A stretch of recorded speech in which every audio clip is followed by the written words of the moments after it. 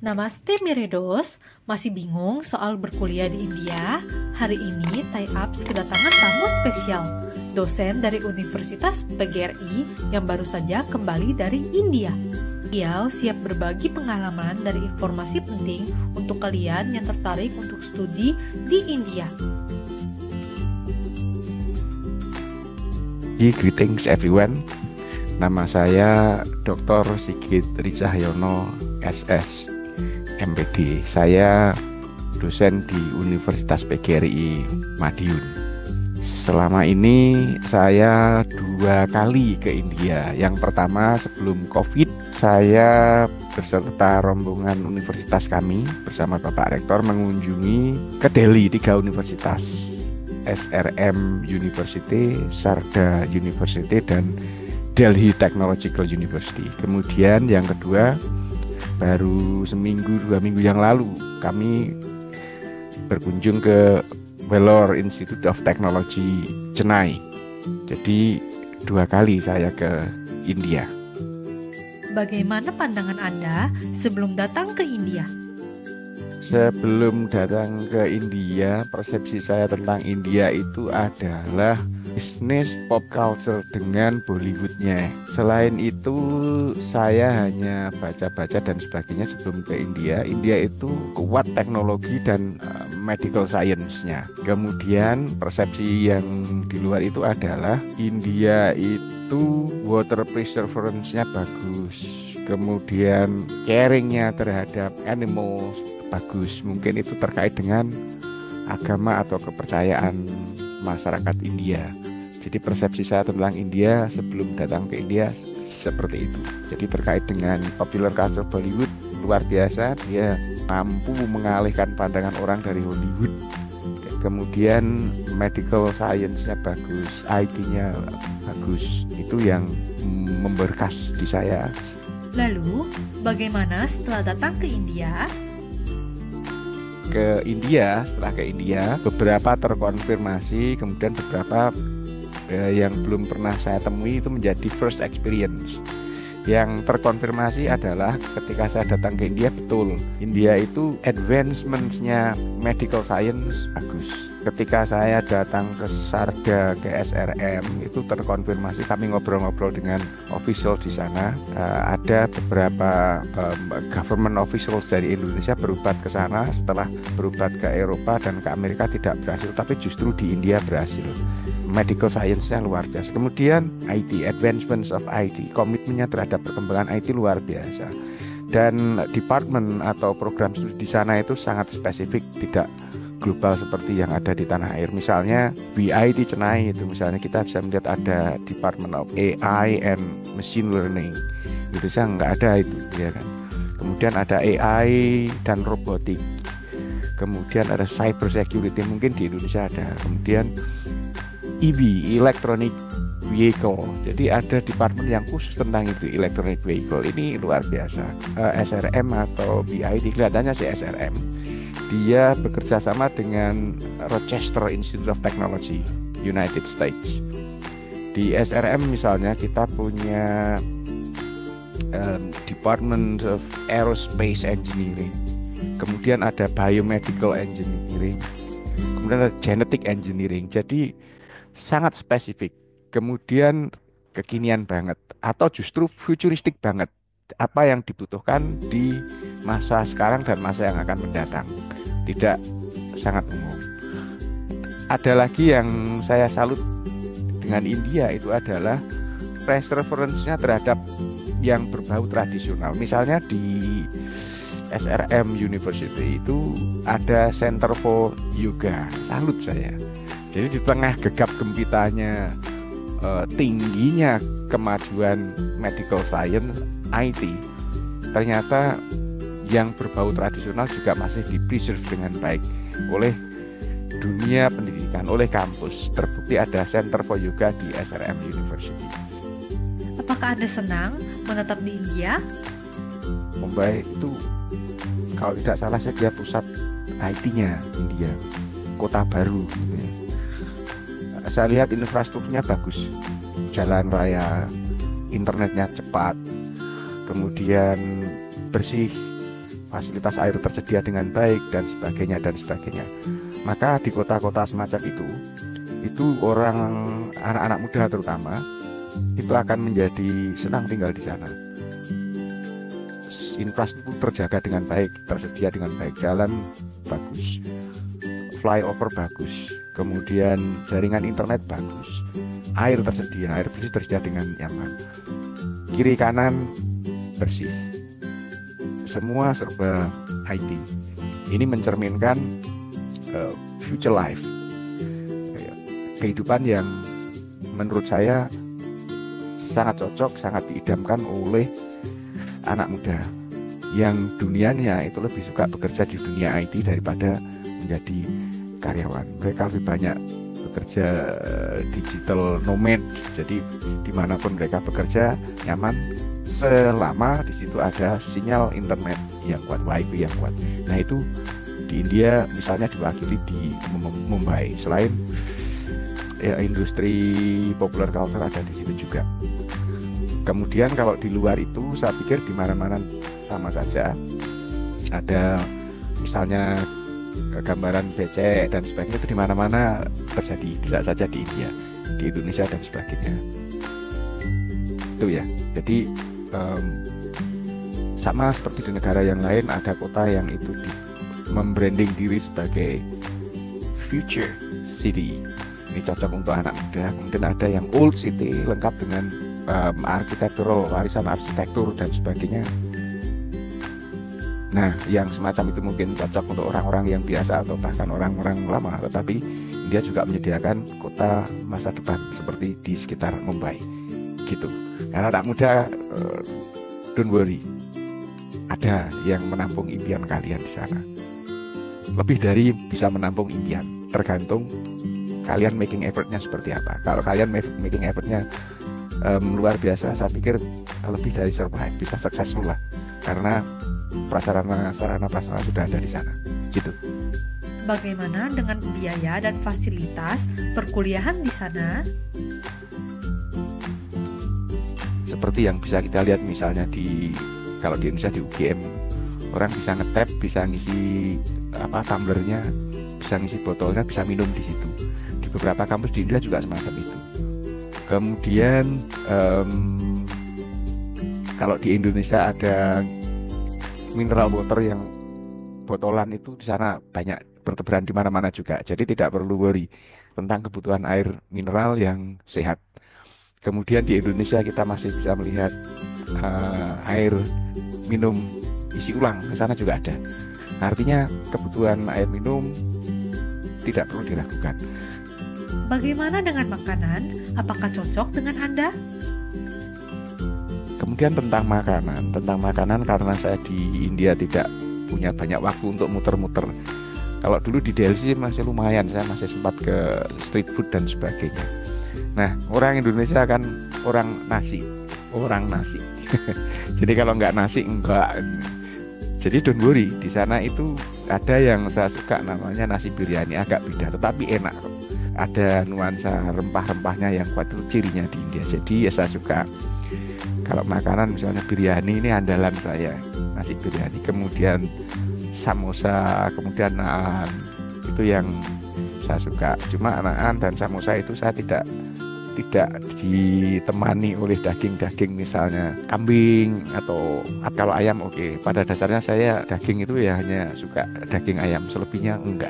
Pada dasarnya kebutuhan untuk minuman air tersedia di mana-mana, termasuk di kampus-kampus free. Kemudian makanan, don't worry, kita gampang kok menyesuaikan dengan makanan di India. Saya sih rekomen banget dengan nasi biryani, kemudian samosa. Nah, itu saya karena saya tidak mengkonsumsi daging kaki empat terutama. Mungkin karena secara kultural kita dekat dengan India. Jadi makanan, minuman, no worry. Lalu, bagaimana dengan biaya hidup di India?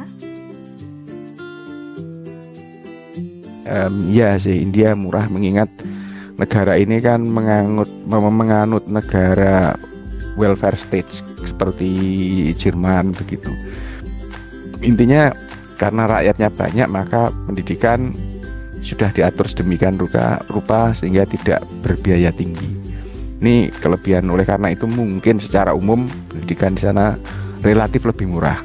Tetapi sama seperti di Indonesia, di sana ada private schools juga, ada private school. Oleh karena itu perlu dipertimbangkan kalau di sana public school mungkin relatif murah, affordable.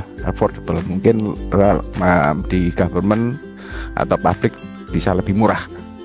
Tapi untuk selebihnya ya karena dikelola oleh swasta maka akan menjadi mahal. Tetapi yang jelas adalah kualitasnya bagus.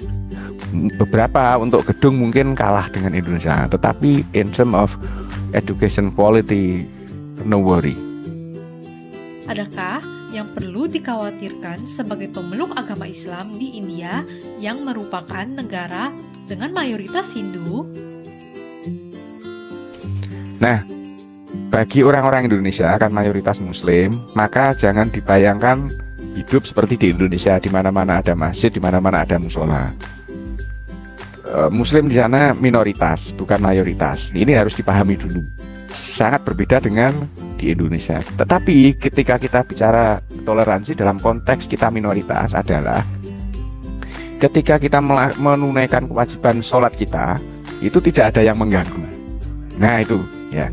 Nah dalam konteks semacam ini, kemarin ketika conference berlangsung, kami dan delegasi dari Indonesia kalau sholat di belakang, jadi ini di conference bagian belakang itu kami wudhu di kamar kecil, kemudian kami jeber sajadah. Kami melihat kompas ke arah mana kiblat dan kami sholat. Tidak ada orang yang mengganggu kita, tidak ada yang rese, tidak ada yang melihat kita dengan mata melotot. Tidak ada, mereka biasa-biasa saja. Jadi toleransi ini harus dipahami dalam konteks kita minoritas di negara lain. Jangan disamakan dengan ketika kita berada di rumah kita sendiri, kita mayoritas, ada masjid, ada musola di mana-mana. Di sana tidak. Ketika di sana tidak banyak masjid, tidak banyak musola, yang penting adalah kebutuhan untuk sholat beribadah terpenuhi dan tidak ada yang mengganggu. Di Chennai kemarin itu tidak jauh dari BIT Chennai itu ada masjid sehingga kita bisa hanya jalannya muter saja. Pada dasarnya sholat itu kewajiban masing-masing kita. Maka kita harus berusaha tidak meninggalkan sholat, dan yang paling penting sholat di mana-mana oke, tidak ada yang mengganggu. Ini harus dipahami pengertian toleransi di sana. Bagaimana dengan keamanan dan kenyamanan di sana? Petugas keamanan itu berada di hampir setiap sudut. Bahkan di bagian kecil kota, keamanan tersedia. Mungkin itu polisi. Tetapi yang jelas bahwa petugas keamanan ada hampir di setiap sudut. Sehingga mungkin ada berita kejahatan di sana tinggi. Sepengetahuan saya ke India 2 kali, kayaknya tidak sih. Karena di beberapa tempat itu ada petugas keamanan. Kemudian di beberapa daerah tertentu, tempat tertentu itu seperti di Indonesia, CCTV ada di mana-mana, sehingga tidak perlu khawatir dari sisi keamanan. Aparat ada di sana, kemudian perangkat CCTV yang memantau keamanan ada di sana juga. Kemudian jangan lupa kalau misalnya itu terjadi, diplomatic missions kita yang ada di India, apakah itu kedutaan, apakah itu konsulat, kan bisa dihubungi. Apa sistem kasta mempengaruhi interaksi sosial di sana? Yang mungkin orang bayangkan itu akan tersekat begitu sehingga tidak memungkinkan bahkan menyulitkan orang berinteraksi. Saya tidak melihat semacam itu. Mereka berbaur seperti biasa, melaksanakan tugas bagaimana mestinya. Yang rektor melaksanakan tugas sebagai rektor, dosen melaksanakan tugas sebagai dosen, dan pada saat mereka berbaur ya berbaur saja, melaksanakan tugas apa adanya. Jadi saya tidak melihat kasta itu menjadi kendala atau bermasalah ketika kita berinteraksi dengan orang India. Bahkan antar orang India sendiri saya tidak melihat itu. Bagaimana dengan kualitas pendidikan di India? Saya sudah sampaikan bahwa India itu mungkin karena penduduknya paling banyak, atau mungkin hampir sama lah, 11-12 dengan China. Maka dia menganut welfare state, kesejahteraan dan kemakmuran masyarakat. Jadi mereka akan menyediakan pendidikan itu the right for everyone. Pendidikan di sana kira-kira itu akan dibikin murah dalam tanda kutip sehingga orang bisa akses ke sana. Nah, konsekuensinya mungkin government university, government schools itu gedungnya tidak semegah kampus-kampus negeri di kita. Seperti yang saya tadi katakan, saya salut dengan India. Menurut saya sih in terms of IT, kemudian medical science, mereka itu keep up banget dengan the pace of IT advancement, sangat mengikuti. Mungkin dia leading bahkan. Oleh karena itu kita bisa melihat bahwa program studi yang berkaitan dengan teknologi itu kuat dan sangat spesifik. Tadi saya sampaikan misalnya di VIT Chennai itu ada AI dan machine learning, prodi itu. Ada AI dan robotik. Jadi sangat spesifik. Ada cyber security, ada electronic vehicles. Prodinya seperti itu, sudah sangat spesifik. Kemudian ada aerospace engineering, ada biomedical engineering, kemudian ada genetic engineering. Semua itu kekinian banget, bahkan futuristic. Jadi kalau bicara tentang pendidikan di India, kualitasnya, saya berani mengatakan bahwa mereka keep up dengan tuntutan zaman. Apakah pengalaman Anda selama di India sesuai dengan apa yang ditampilkan di sosial media? Ya, misalnya ini yang paling viral itu adalah orang masak pakai tangan itu ya, pakai tangan itu viral banget, menjijikkan dan sebagainya. Kalau kita bicara tentang sosial media itu zaman the like economy, ekonomi yang berbasis pada like. Makin banyak like, makin tinggi kapitalnya. Jadi monetization-nya berdasarkan like, masuk share dan sebagainya, engagement lah. Maka ketika ini menjadi tren, maka orang akan berlomba-lomba ngepost apa gitu, foto apakah itu video agar mendapat like yang banyak. Maka yang gimmick itu menjadi pilihan. Dugaan saya yang kemarin di post itu orang masak pakai tangan dan sebagainya, lihat jorok dan sebagainya. Ya mungkin terjadi 1-2. Itu tidak berlaku menyeluruh, bukan gambaran umum. Ketika saya di sana enggak juga menemukan semacam itu. Apalagi kalau kita pergi ke rumah makan yang standar, apalagi di restoran, mereka terjaga kebersihannya. Jadi dugaan saya itu ya gimmick saja, orang pengen viral kan gitu. Nah, jadi sing waneh begitu terus di videokan, di viral. Itu tidak terjadi di mana-mana, itu bukan gambaran umum.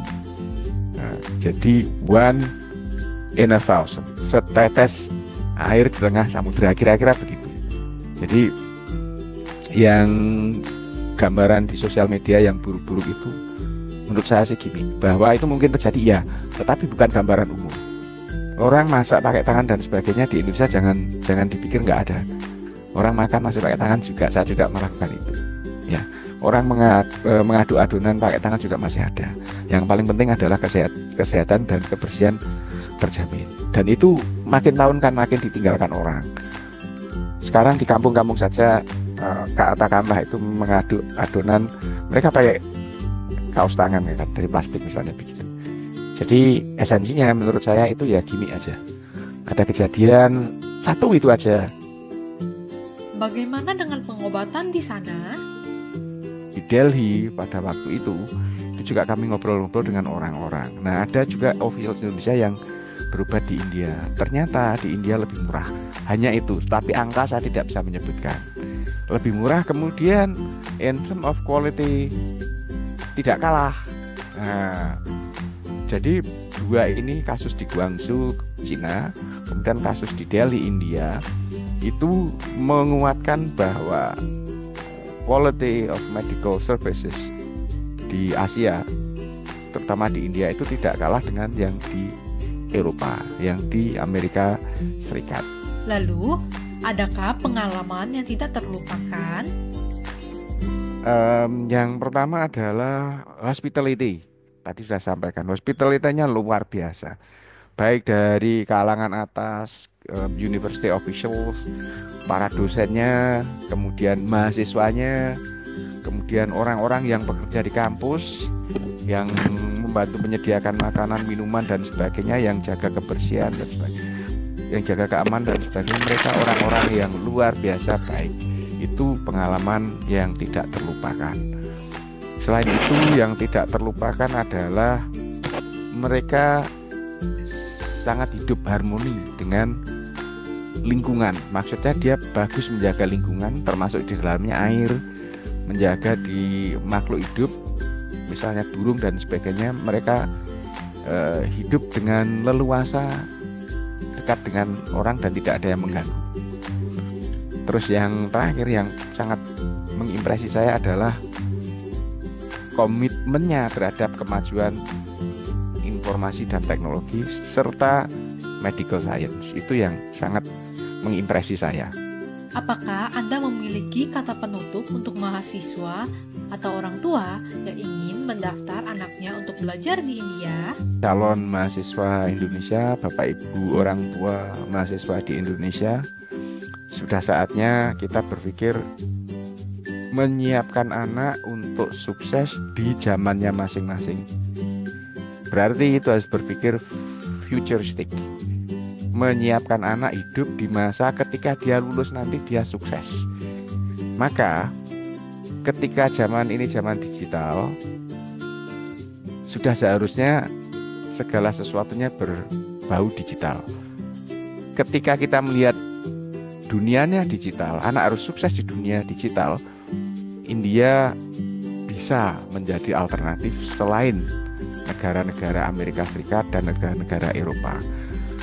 Pendidikannya sudah maju perihal IT, perihal medical science.